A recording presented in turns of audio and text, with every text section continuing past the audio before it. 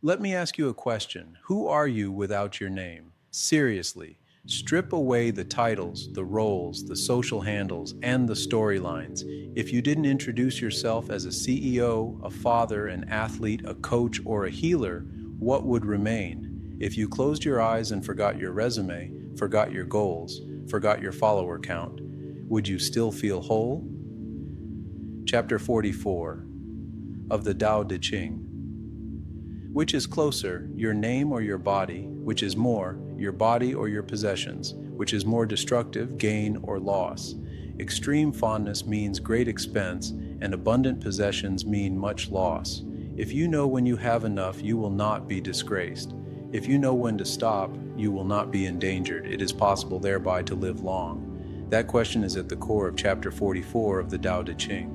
Which is closer, your name or your body? Which is more, your body or your possessions? Which is more destructive, gain or loss? Extreme fondness means great expense, and abundant possessions mean much loss. If you know when you have enough, you will not be disgraced. If you know when to stop, you will not be endangered. It is possible thereby to live long. This chapter offers a perspective-shifting reminder. Your name is not who you are. Your worth is not in your reputation. Your strength is not in your status. The Tao points us back to the body, to simplicity, to the present, and to the peace that comes from knowing when enough is enough. Let me share a story. In a quiet temple high in the mountains of China, there lived a monk who had no name. He had once been a prince, riches, servants, political influence. He had it all. But when his father died and the weight of the crown passed to him, something in his heart broke open.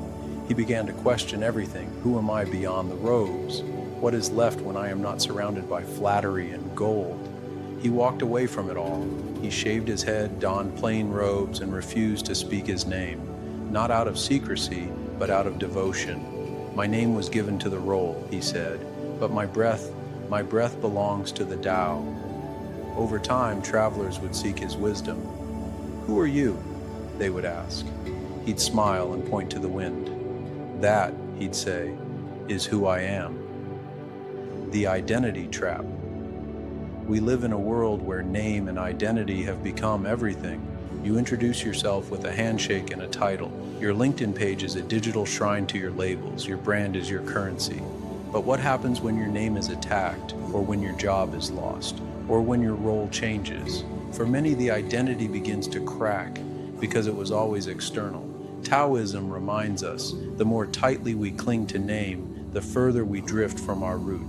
This is not an attack on achievement, but it is a reorientation. Your titles should be tools for service, not cages that trap you. If they vanished tomorrow, your essence would remain. Your body is the threshold. Notice what Lao Tzu asks next, which is more, your body or your possessions? Possessions can be replaced, your body cannot, and yet, in modern life, we reverse the order. We sacrifice health to earn more. We push our nervous systems to exhaustion to keep up with the name we built. But your body, your breath, your spine, your presence is the gateway to Tao. It is your true residence, not your home, not your image, not your following. Your body is where the way meets the world. To neglect your body in pursuit of gain is to lose the very thing that connects you to life. The art of enough.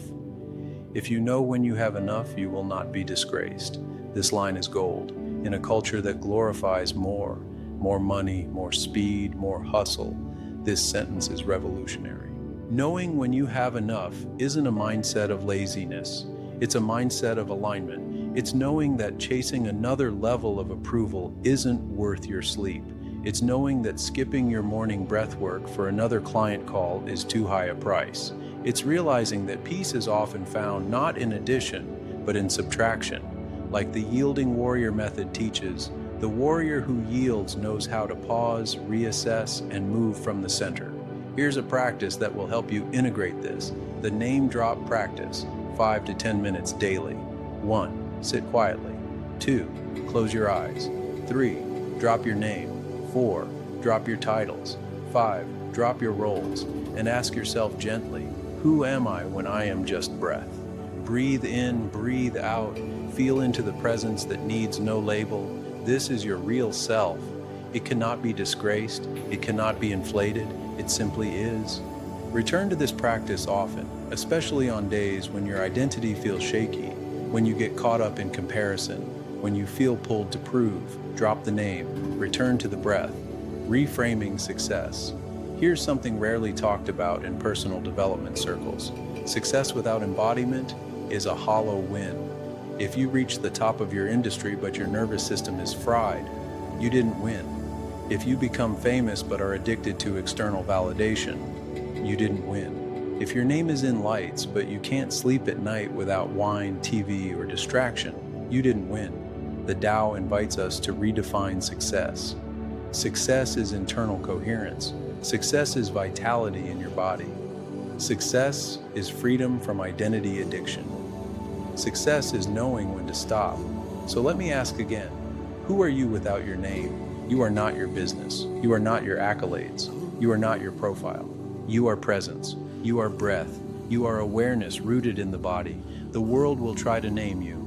It will give you awards and criticism. It will seduce you into performing for approval, but your path is to stay connected to the unnamable self.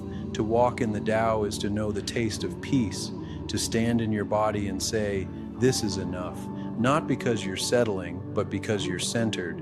And from that center, you will act with more clarity, love, power, and endurance than any name could ever contain. If this message resonates with you, take a moment to pause, close your eyes, drop your name, and breathe. Then comment below, who are you becoming when you don't need to be anyone at all? And if you know someone chasing a name at the expense of their peace, share this with them. The Tao is simple, and from that simplicity we rise.